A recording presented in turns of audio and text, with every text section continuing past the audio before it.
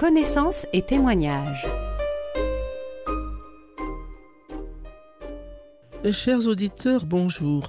Nous avons le plaisir et l'honneur d'accueillir aujourd'hui Jean-Pierre Maugendre. Jean-Pierre Maugendre, bonjour. Bonjour, merci de m'accueillir. Ouais, c'est la moindre des choses, c'est un grand plaisir. Vous publiez aux éditions Contretemps, qui sont si je ne m'abuse, les éditions de votre mouvement qui est Renaissance catholique. Vous publiez Quand la mer se retire, la tragédie de l'Église au XXIe siècle. Il s'agit en fait d'un recueil de vos chroniques des 20 dernières années. Et j'avoue en le lisant que j'ai été quand même saisi de stupeur, parce que l'actualité à chaud est une chose, la reprendre période par période après 2 décennies, on se dit c'est extraordinaire comme on ne voit pas toujours ce qui a vraiment de l'importance, ce qui en a, et avec le recul du temps, à quel point on a des surprises. L'histoire et le journalisme sont quand même 2 techniques différentes, mais tellement complémentaires. Alors, Jean-Pierre Maugendre, pourquoi ces chroniques ?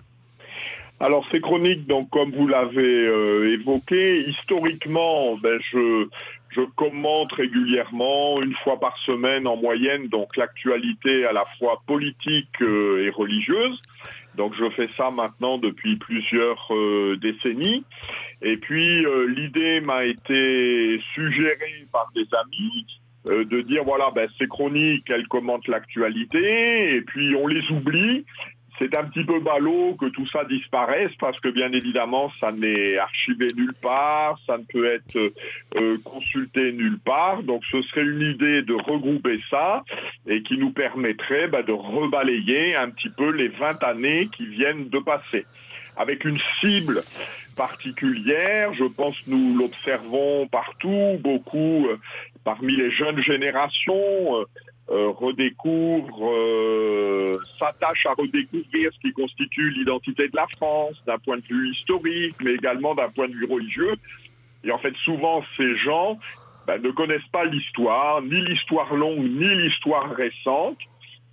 Et donc, un de mes objectifs, c'était de leur donner, de livrer des éléments de réflexion de manière à mieux comprendre les 20 années qui viennent de passer et qui débouchent sur la situation dans laquelle nous nous trouvons aujourd'hui.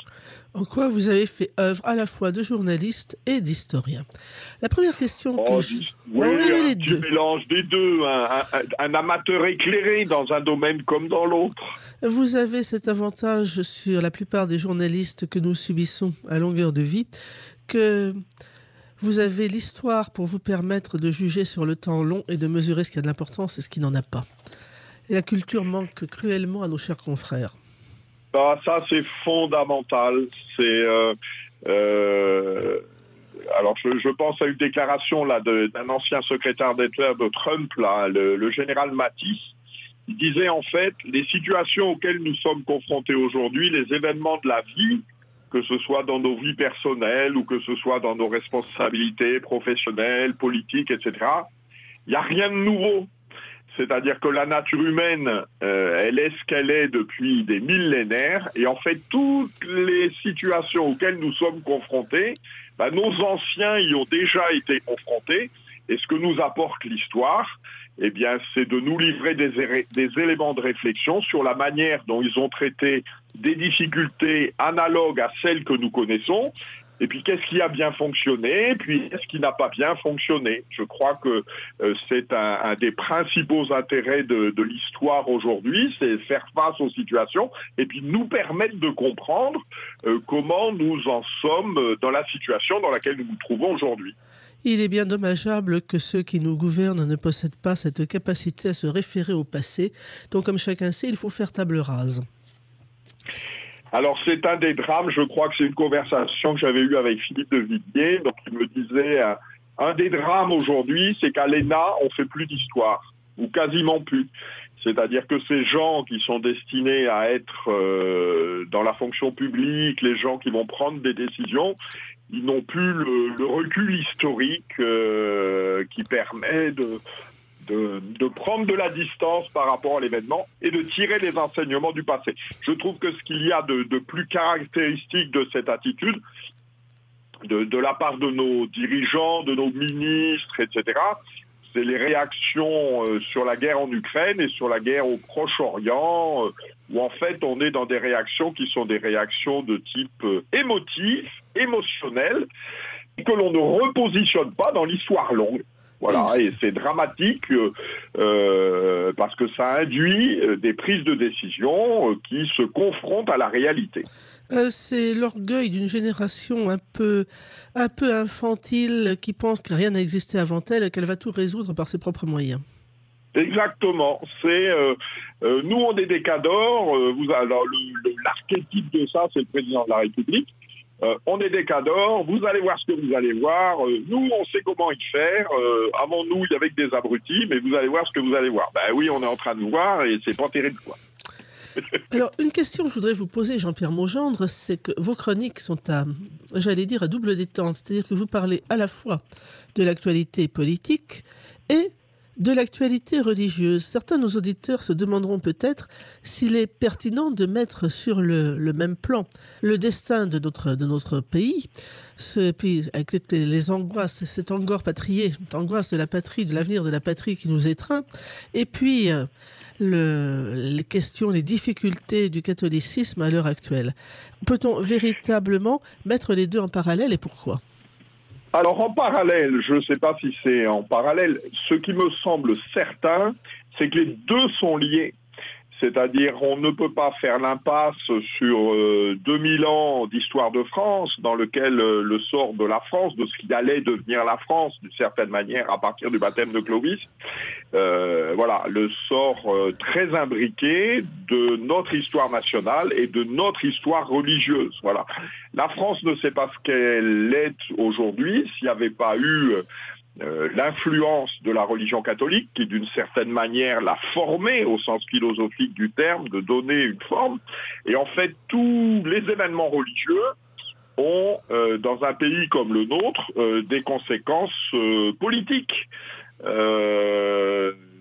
n'est pas rien de dire que voilà, la crise de l'Église avec le désordre liturgique, le désordre doctrinal et puis le désordre moral, ça a des conséquences politiques, ça a des conséquences sur la vie de notre pays et on ne peut pas faire comme si ce qui concerne la vie de l'Église de France n'avait pas d'impact politique. Un bon exemple que je développe dans une des chroniques, c'est la question de l'immigration. Voilà, la question de l'immigration, dans un pays comme la France, elle a à la fois une dimension politique, parce qu'elle est de la responsabilité des pouvoirs publics, mais elle a aussi une dimension religieuse, en ce sens que les évêques de France, le Saint-Père, détiennent encore une part d'autorité, et quand ils prennent des prises de position politiques, comme c'est le cas à propos de l'immigration, cela a des conséquences. Voilà, c'est pourquoi il m'a paru pertinent de commenter l'actualité à la fois religieuse et politique, en ayant fait le choix aussi, vous l'avez vu, dans le déroulé de ces chroniques, de suivre une trame chronologique. C'est-à-dire, il en avait été question quand on a commencé à travailler sur ces chroniques, on aurait pu faire des chroniques thématiques. C'est-à-dire essayer de les regrouper par thème. Et en fait, en ayant un peu travaillé sur le sujet, on s'est aperçu que c'était extrêmement compliqué, parce qu'en fait, beaucoup de chroniques touchaient à différents sujets. Et puis d'autre part, d'un point de vue pédagogique, il est certainement plus facile de suivre l'évolution des événements, le déroulé des faits dans une trame chronologique, puisqu'en fait, chacune des chroniques est repositionnée à une date précise, plutôt que par thème. C'est quelque chose qui est très reproché aujourd'hui, voilà, dans l'enseignement de l'histoire. On fait plus de chronologie, on étudie l'histoire par thème, et l'expérience montre que si c'est parfaitement justifié pour des études universitaires, cela l'est moins pour acquérir des notions de base. Voilà, donc on a choisi cette démarche chronologique qui mêle le politique et le religieux, le profane, le culturel, de cette manière. Sur quelle base avez-vous choisi les thèmes justement de vos chroniques ? Au fur et à mesure de l'actualité, qu'est-ce qui vous accrochait ? Et vous êtes-vous aperçu parfois que les événements que vous aviez retenus n'étaient pas fatalement ceux qui resteraient ? Alors, pour ces chroniques, effectivement, donc on a fait un choix, c'est-à-dire on a bien sûr récupéré tout ce qui avait été publié, on en a conservé la majorité, mais on en a effectivement supprimé certaines, pensant qu'elles n'étaient pas pertinentes.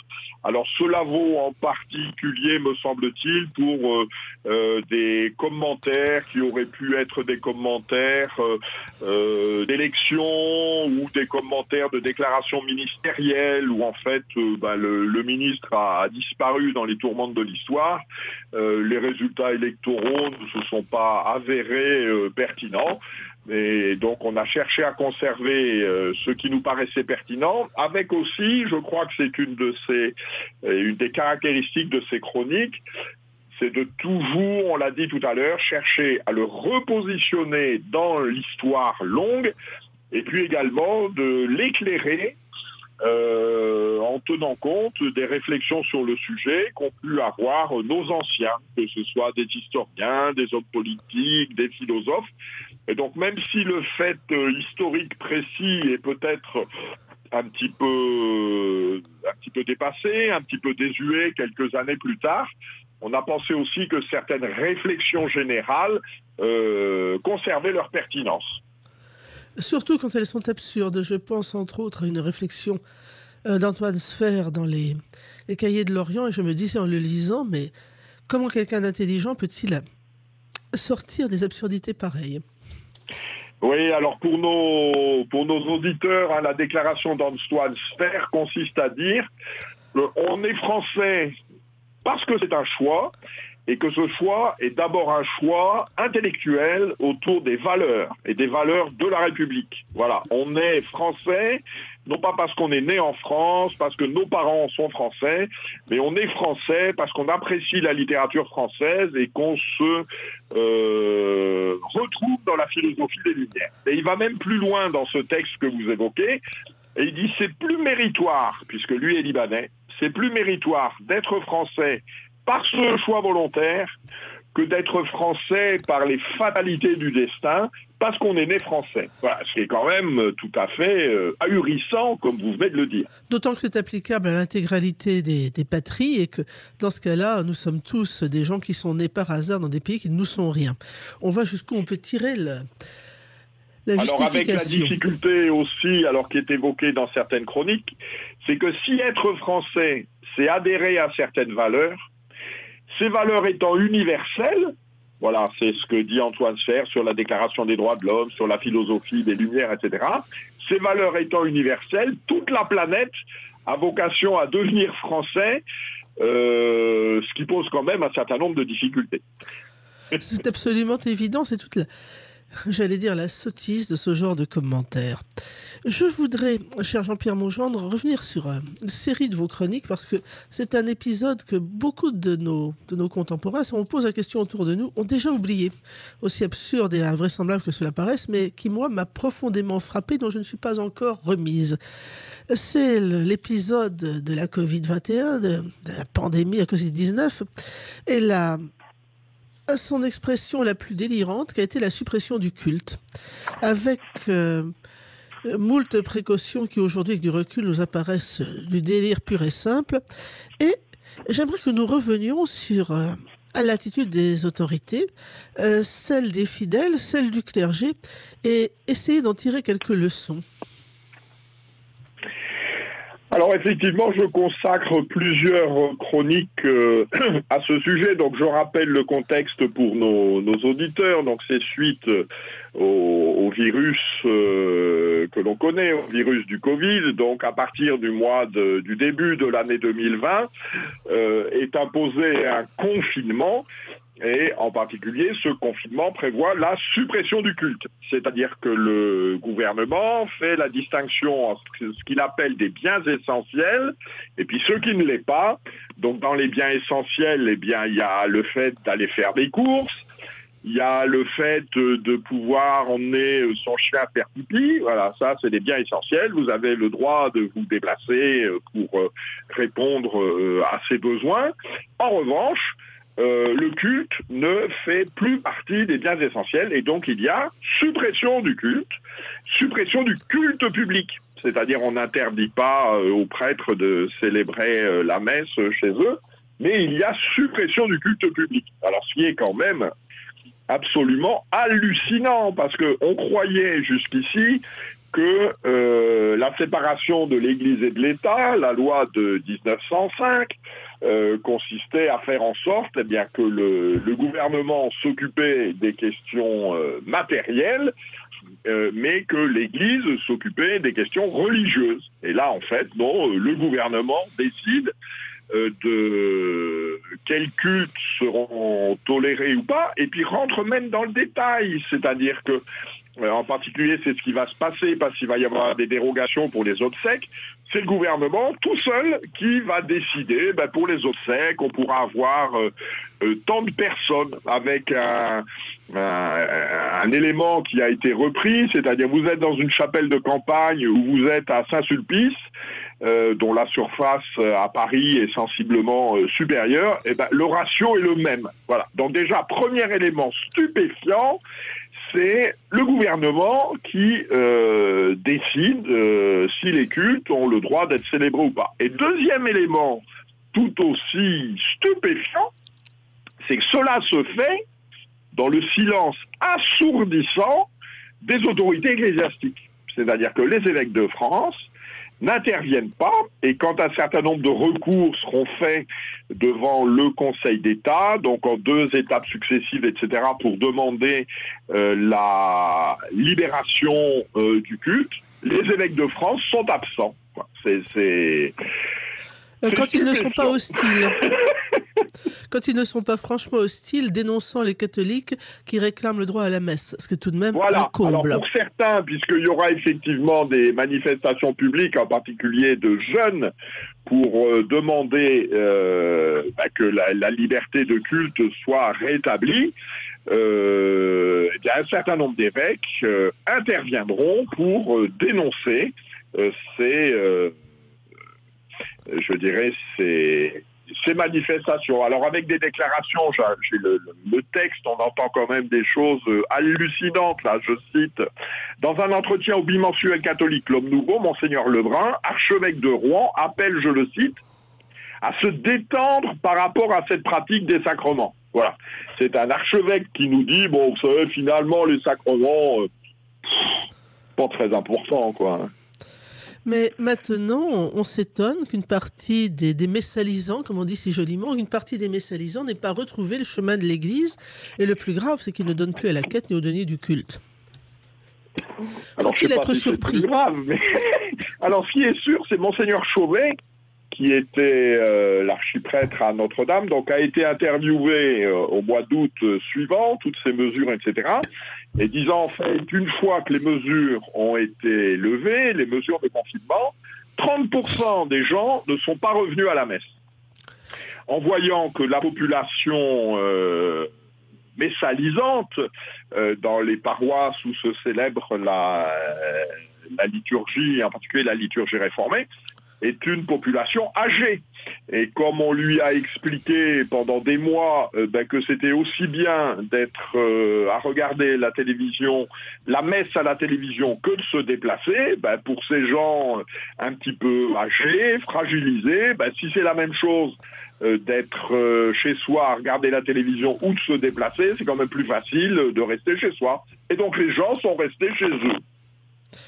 Mais c'est tout de même absolument invraisemblable que nos prêtres, nos évêques n'en soient pas plus émus. Moi, je vois autour de moi, je discute sur le marché avec les producteurs locaux, comme on dit à la télévision, c'est-à-dire des fermières d'un certain âge, qui, jusqu'à la pandémie, étaient des femmes pieuses qui se rendaient dans leur paroisse, qui pratiquaient, et qui, du jour au lendemain, n'y vont plus du tout, même pour le 15 août. Or, ici, le 15 août, c'était quelque chose de sacré. On sacrifiait tout pour aller au moins à la messe du 15 août ou se rendre à Pomain. Et puis là, non, mais c'est plus la peine, on n'a plus envie. Et je vois bien les conséquences morales et spirituelles sur ces femmes. Et je me dis, mais qui est-ce qui va prendre cette souffrance en compte, qui va se rendre compte que c'est parfois extrêmement grave ? Oui, alors ça me fait penser ce que vous évoquez à une remarque de Guillaume Cuchet dans un de ses livres, là je ne sais pas lequel, Comment notre monde a cessé d'être chrétien ou le christianisme a-t-il un avenir en France. À un moment donné, il dit quelque chose, je crois, de très fort. Il dit, il ne suffit pas d'être pratiquant pour être catholique, c'est-à-dire pour mener une vie conforme à l'enseignement de l'Église, etc. Mais ce qui est sûr, c'est que moins on est pratiquant, moins on a de chances de mener une vie conforme à l'enseignement de l'Église, à l'enseignement du Christ, à l'Évangile, etc.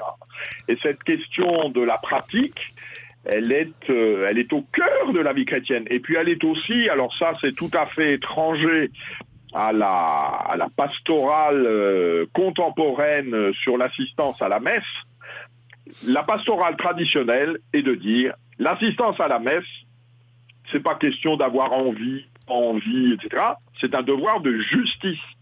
C'est-à-dire que Dieu, qui nous a créés, qui nous a rachetés, qui nous maintient dans l'être et qui nous accompagne de sa providence à chaque instant, eh bien, entre guillemets, il est juste, c'est-à-dire conforme à la justice, eh bien, de lui consacrer un peu de temps par semaine, de le remercier de ses bienfaits, et puis de lui demander l'aide dont nous avons besoin. Ça, c'est la pastorale traditionnelle. Et là, on ne se pose pas la question de savoir, j'ai envie, j'ai pas envie, c'est pas ça le sujet. Bon, en revanche, la pastorale moderne, la messe, c'est devenu le rassemblement de la communauté.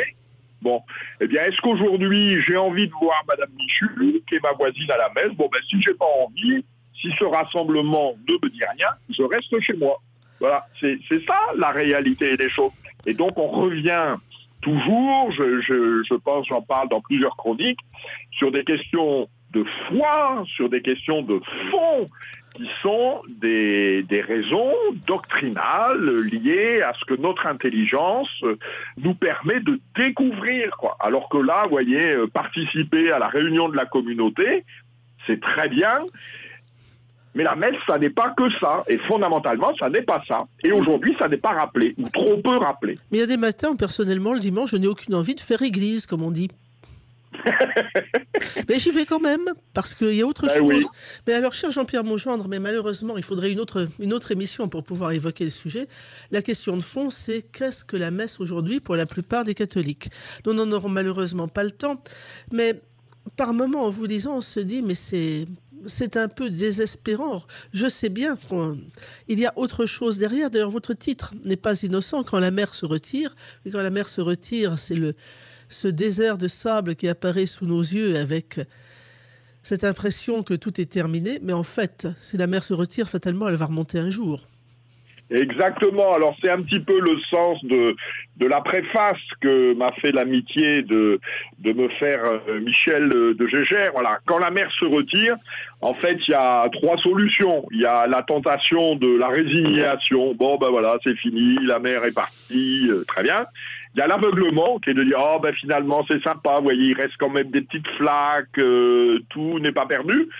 Et puis celle du désespoir, en disant voilà, c'est effectivement, tout est fini. Et je crois que, et on en voit des signes, je passe en particulier le développement du pèlerinage de Chartres à la Pentecôte, les succès des différentes activités d'université d'été pour les familles, pour les jeunes. Voilà, je crois qu'il se passe aussi de belles choses parce que, et ça vraiment, c'est au cœur de notre espérance surnaturelle, voilà, la grâce de Dieu travaille toujours. Voilà, quand vous en parlez avec des prêtres, il y a des horreurs, il y a des gens dans des situations difficiles, etc. Et puis aussi, il y a les merveilles de la grâce. Voilà, notre espérance, elle repose sur la fidélité à la grâce de Dieu, Dieu qui est tout puissant, avec la conviction aussi, nous ne sommes jamais tentés au-dessus de nos forces. Voilà, le bon Dieu, dans le contexte difficile qui est le nôtre aujourd'hui, il nous donne les grâces suffisantes, les grâces nécessaires. Nos anciens, confrontés à d'autres difficultés, ont eu d'autres grâces. Nous avons celles dont nous avons besoin pour faire face aujourd'hui et puis hâter le retour du flot, le retour de la mer. Cher Jean-Pierre Maugendre, je vous remercie. Je rappelle à nos auditeurs que vous publiez aux éditions Contretemps un recueil de vos chroniques, un volume de 620 pages, vendu 24,90 €, Quand la mer se retire, la tragédie de l'Église au XXIe siècle. Je précise que nous n'avons pas eu le temps d'évoquer le 10e, ce qu'il aurait fallu évoquer pour rendre justice à ce travail, mais j'incite nos auditeurs à se procurer ce livre, à le lire et surtout à le méditer parce que c'est une leçon profonde sur les événements de la décennie écoulée, tant au niveau politique que religieux, et un éclairage sur un navire qu'il nous reste à construire. Un grand merci Jean-Pierre Maugendre.